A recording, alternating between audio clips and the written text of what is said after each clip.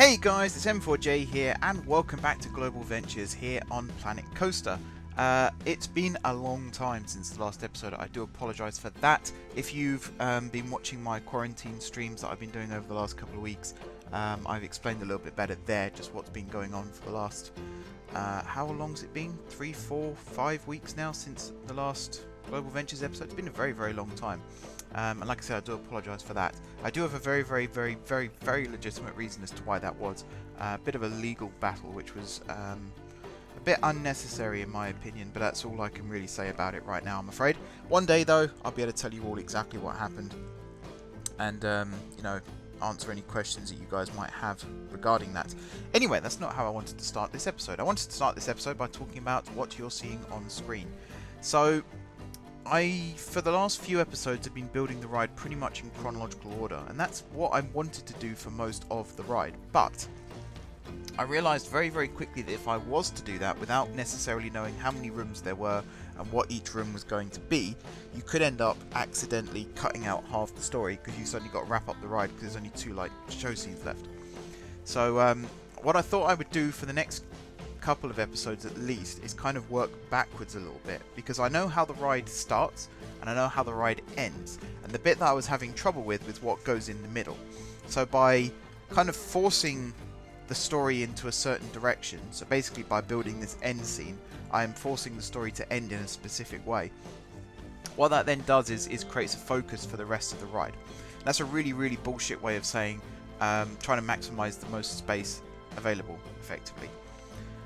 The amount of time between episodes, this footage you're seeing was actually recorded way back, probably the same day I think that the last episode actually went out, but because of everything that's been happening since, I wasn't able to edit it. So this is the first opportunity I've been able to sit at my desk and actually edit videos. So I'm editing a ton of content today, which you'll see up on the channel over the next few weeks. But in doing this, what I've been able to do is actually take stock and think about this ride a little bit more, and not just jump into it gun-ho and try and build it all perfectly first time. And one of the things that I've kind of realised is this ride is a little too long and it's a little too big. So I will be scaling it back slightly over the next couple of episodes as well. So basically right now there's the lift hill that goes up into the finale of the ride, and then there's quite a long meandering section that goes into this scene here, and then it goes back into the unload station. So what I'm building on screen right now is the interior of the Reform Club in London, which, if you remember, is where the ride starts. It starts at the exterior of the Reform Club in London, so it kind of literally goes full circle around the world and back to the Reform Club again.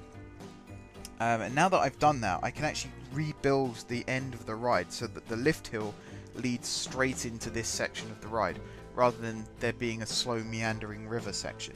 What that does then mean is some other parts of the ride will also have to change, but I'm okay with that. The bit from the drop down to the lift hill will all be changed and shortened, and the drop itself might even be made a little bit shorter as well, and the ride track, the layout of the track changed, which might open up some more room in some of the other show scenes that I felt were being a little bit restricted. For example, the Parisian section, because there's a ride track above it, by moving that I could then make it a little bit taller, maybe even add in a scale model of the Eiffel Tower, little things like that. I think that's for the benefit of the ride. I think that's a good idea, so we'll look to do that as I said, over the next couple of episodes. But yeah, for this I went onto Google Images, typed in Reform Club, looked at the interior. It's a very nice looking building, by the way, very pretty. On the outside it's quite plain, but on the inside it's very, very nice. Lots of reds and oranges, very, very ornate. One of those buildings, I think you do have to be a member to go inside, and I doubt I'll ever be a member of the Reform Club, let's be honest.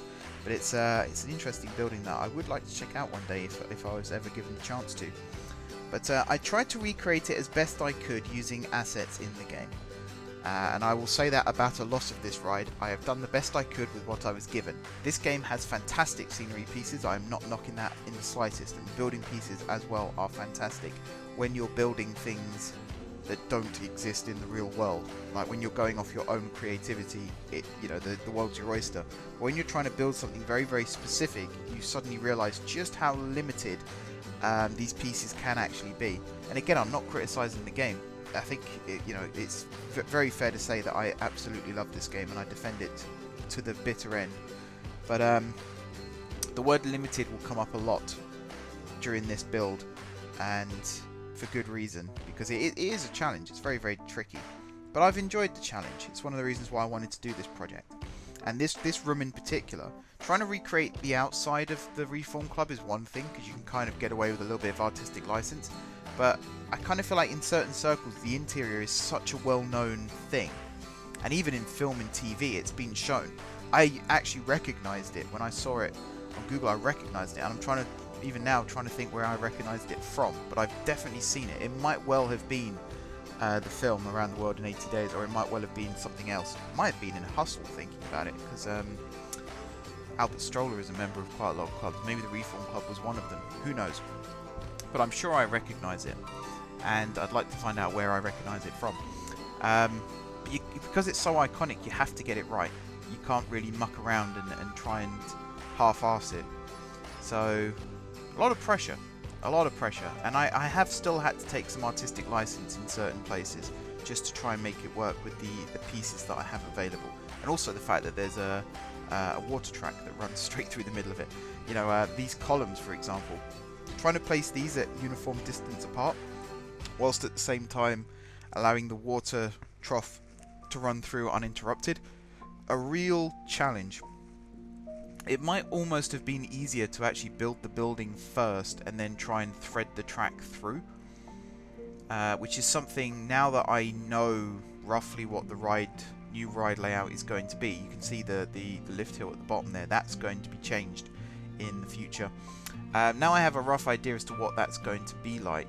I could probably get away with building some show scenes first and then threading the track through afterwards. I think that might work out better, but we'll see. We will see.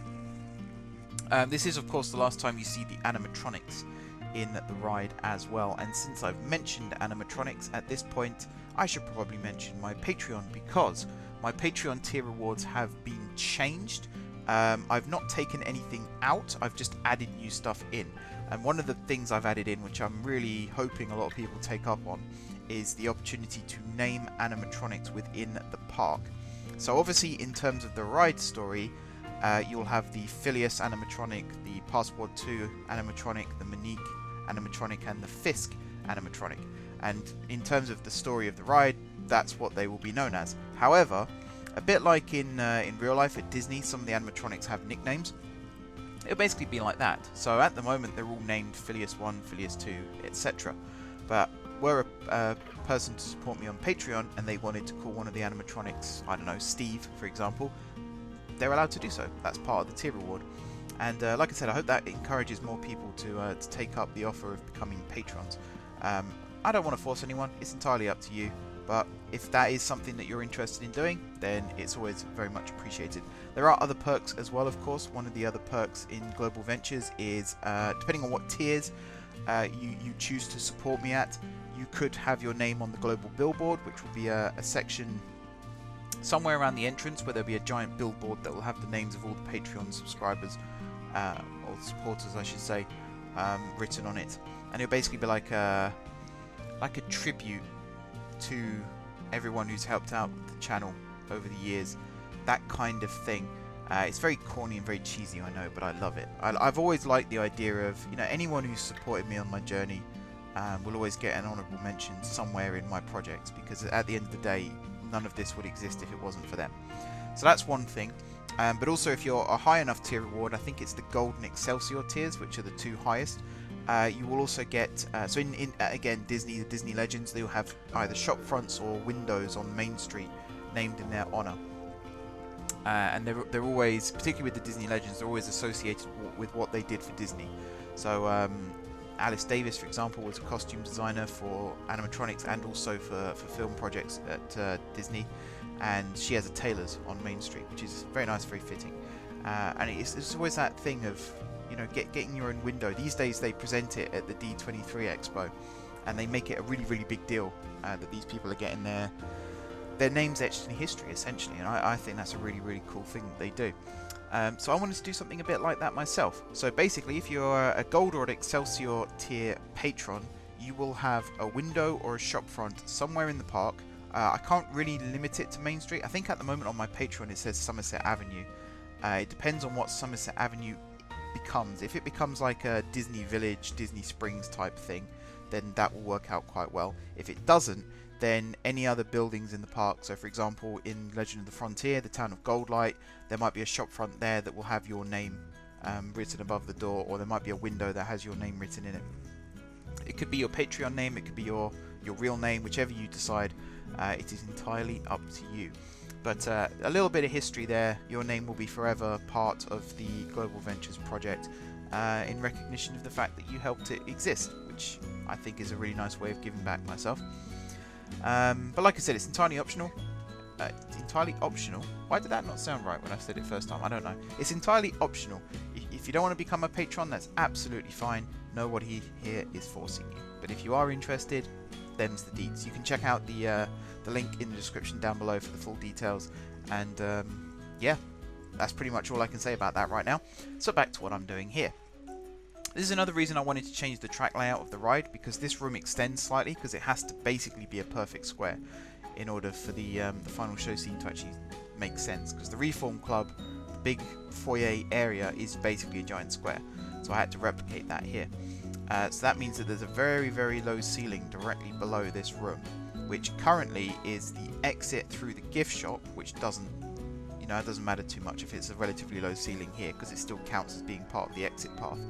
But the ride itself, you could perhaps get away with it and make it a tunnel scene, but I think because it's on a heavy curve as well, I feel like it needs something thematic directly in front of it.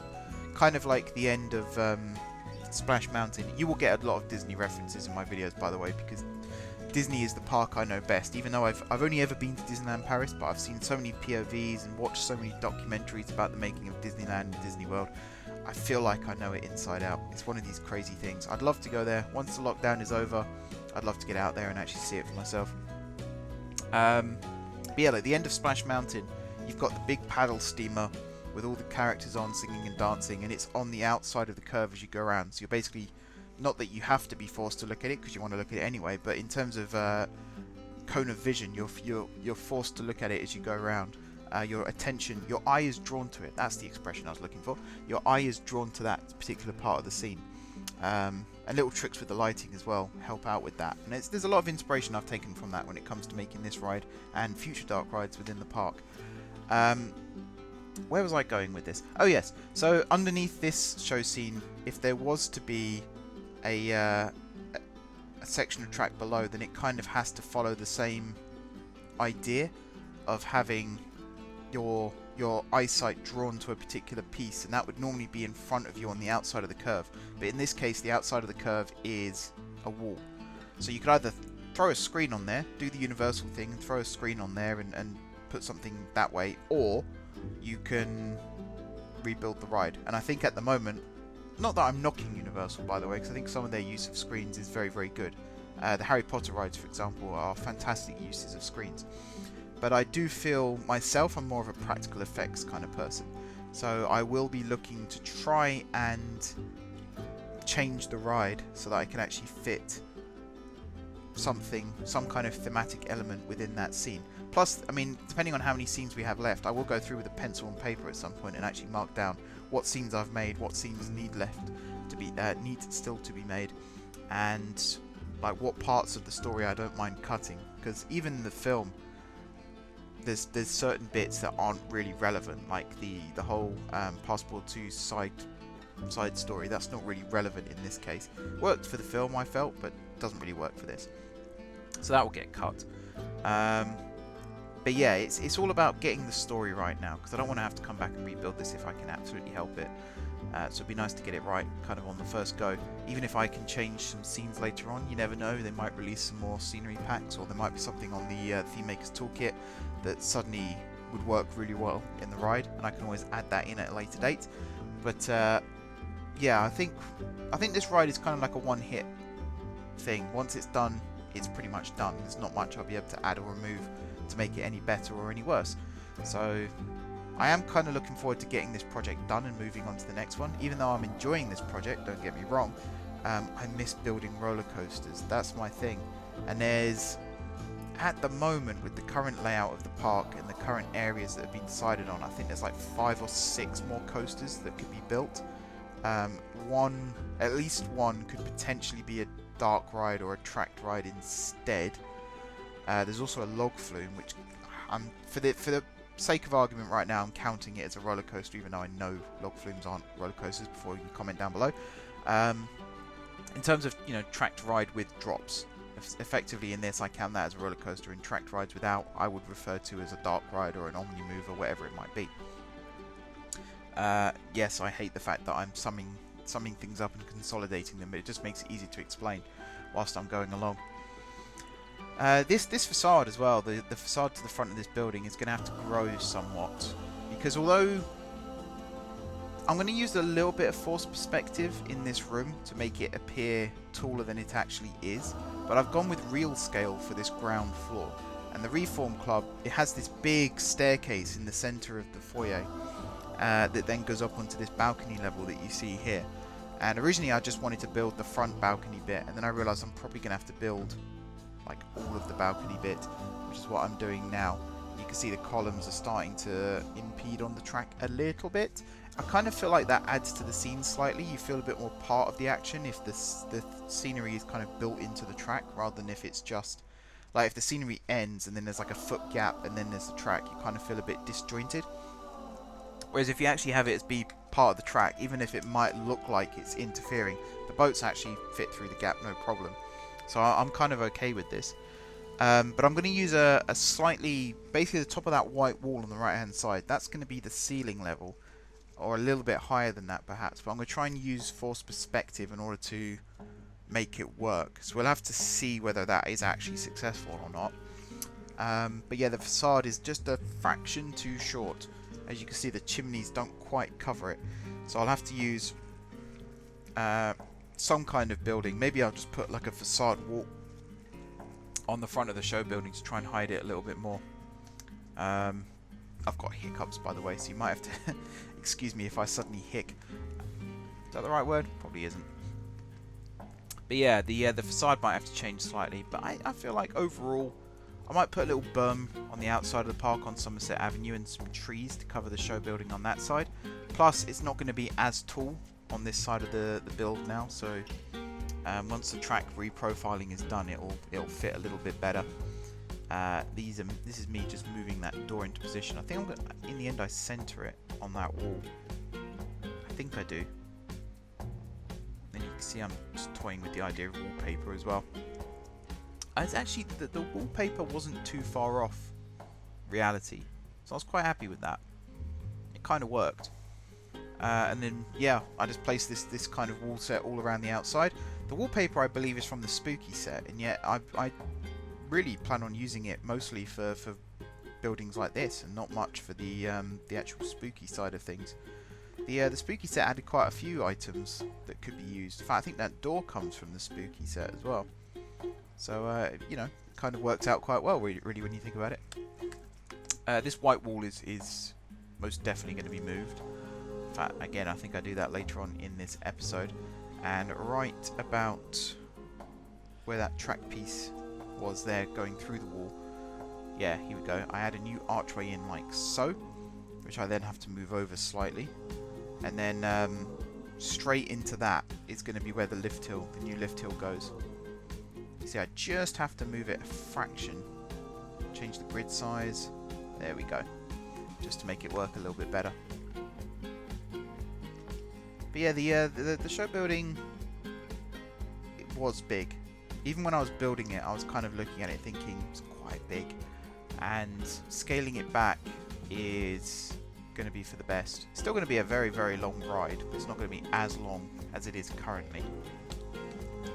And I mean, but the last episode we built the Alpine scene. This episode is the finale scene. So there's only, I think from the Alps, I think they go through, I think it's Italy, and then cross to Turkey, and then through East Asia, across to America, and then back to the UK. So as for the UK, I think Liverpool might be a good place for where they would arrive back, but again, the film doesn't really show it, and I don't think the book does either. I don't think it goes into detail about where in the UK they actually sail back to. Maybe it does. Although I think actually that in the film they come back by a hot air balloon and land in the middle of London. So that's on a plane. That's right, plane. I think in the book it might be hot air balloon. Although I think I'd get klaxoned on QI if I said that. I don't know. I need to study it again. As I said, it's been a long time since I looked it up. I should read the book. That's the actual thing I'm learning from this. I should probably just read the book. I will do one day. I need to read all the Jules Verne books because I've always sort of quoted him as being an inspiration, and yet I've never read a Jules Verne novel. I just know about them. It's one of these things you kind of grow up knowing about them. When I was at school, we talked a lot about Jules Verne, despite the fact we never read his books. Same with H.G. Wells. And I guess going to Disneyland Paris and going to Discoveryland, finding out that it was all Jules Verne themed. I never rode Space Mountain in its original guise, but I imagine that must have been pretty cool. And things like the Nautilus, and you know, if you go to Tokyo Disney Sea, Journey to the Centre of the Earth, very, very, very, very, very heavily inspired by Jules Verne. And Disney himself was inspired by Jules Verne. So, you know, he sounds like someone you definitely want to be clued up on. And that's, you know, why the French-themed area of Global Ventures is devoted to Jules Verne. The guy was a genius. And I really like, I think I've mentioned this before in this series, steampunk these days has taken on a slightly different meaning. I'm not a big fan of the whole, I guess alternative steampunk is a good way of saying it. I don't have a problem with it, but it's not what I refer to as steampunk. For me, steampunk is a steam-powered spaceship.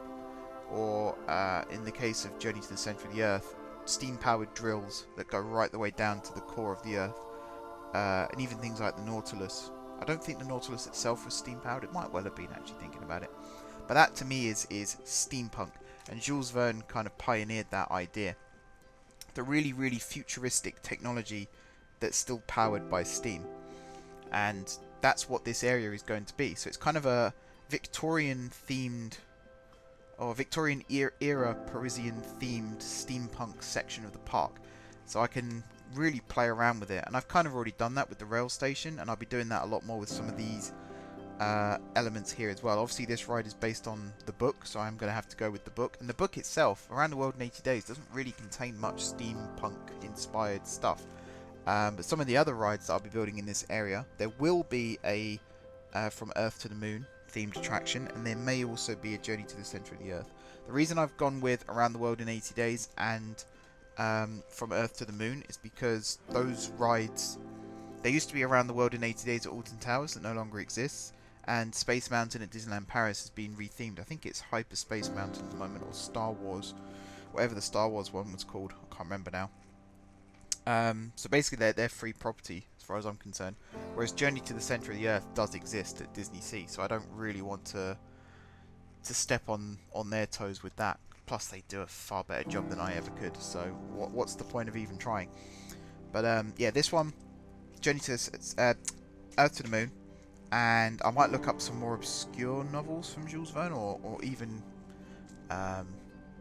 maybe not obscure ones, but lesser known ones.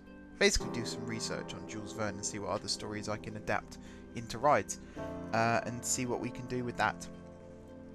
Right, I'm basically going to stop talking roundabout now, and I'm going to let the video do the rest of the work for me, because I need to save my voice for future videos. It's good to be back. It is good to be back. It was a long time between videos, and again, I do apologise for that. But M4J is now my sole focus once more. So until something else comes along, this will be what I do day in, day out for the foreseeable future, which means I've got plenty more time to actually record more footage, which I should have been doing even while everything else was going on. But I kept telling myself, there's no point recording stuff if I'm not uploading stuff. So now I'm editing and uploading stuff again. I now need to get my backside in gear and start recording videos again, which I don't mind doing actually, because it's the motivation I need. But hopefully you guys haven't missed me too much while I've been gone. Well, I hope you have missed me slightly, but not too much, because, you know, obviously I want people to watch these videos, but at the same time, I don't want you guys feeling a bit put out by the fact that I wasn't here. As I pointed out on my Discord the other day, there's plenty of stuff that you guys can watch if you're into the kind of games that I'm into. There's over 1,500 hours worth of footage just on my channel alone. So do check out my back catalogue if you haven't done so already. I'm sure there's always something that people might want to watch. But just as I'm starting to place down these monument ornament plinths, I'm going to leave you here. So thank you very much for watching, guys. Don't forget to hit the like button if you enjoyed the video, and of course if you enjoyed the series, drop some comments down below with ideas for future episodes, any ride scenes you think should be in this ride in particular, or any other Jules Verne novels you think I should adapt into attractions. Feel free to let me know down below, or if it's more convenient for you, you can check out my Reddit and or my Discord. Links to both are in the description. Besides that, if you haven't already subscribed to the channel, be sure to hit the subscribe button. It's always very much appreciated, as is hitting the like button, of course. And if you have already subscribed to the channel, thank you very much for your continued support. It really does mean the world to me. The world in 80 days, in fact. Really bad joke. What a way to end. Thanks for watching, guys, and until next time, I will see you soon.